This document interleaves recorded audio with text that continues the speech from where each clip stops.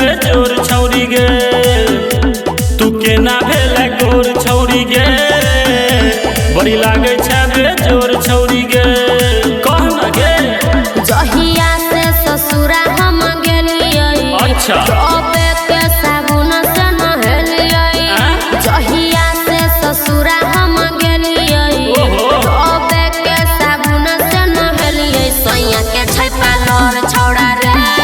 अच्छा एही से भेलियै गोर छौड़ा रे सैया के छै पालर छौड़ा रे एही से भेलियै गोर छौड़ा रे अबे त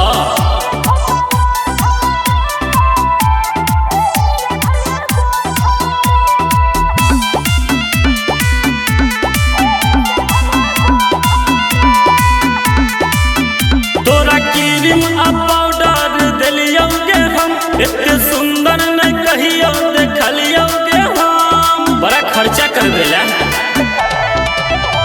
कमी के लिपस्टिक लगाबै छी ठीके छौ लोटस के तो फेशियल कराबै छी हम तोरा क्रीम आ पाउडर देलियौ गे हम एते सुंदर नहीं कहियो देखलियौ गे हम लागे कोनो विटामिन खाई छै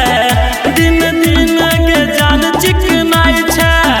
कहना कौन विटामिन खाई छै दिन दिन गे जान चिकनाई छै तू भेला केना गोर छौरी गे बड़ी लागे छै बेजोर छौरी गे सैया के छै पालर छौड़ा रे अच्छा एही से भेलियै गोर छौड़ा रे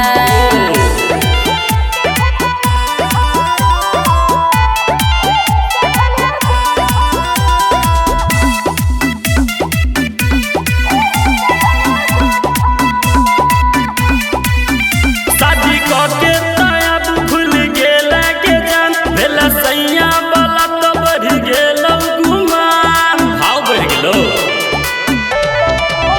तोरा सच सच बात तो कहै छियो ससुरा में तो मौज से रहै छियो शादी करके तायब भूल गेला के जान भेला सैया वाला तो बढ़ गेलौ गुमान राजा मुकेश के छोड़ चल गेला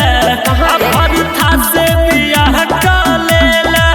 मुकेश बाके तू छोड़ चल गेला अब हर था से बियाह का लेला की भेला केना गोर छौरी गे बड़ी लागे छै बेजोर छौरी गे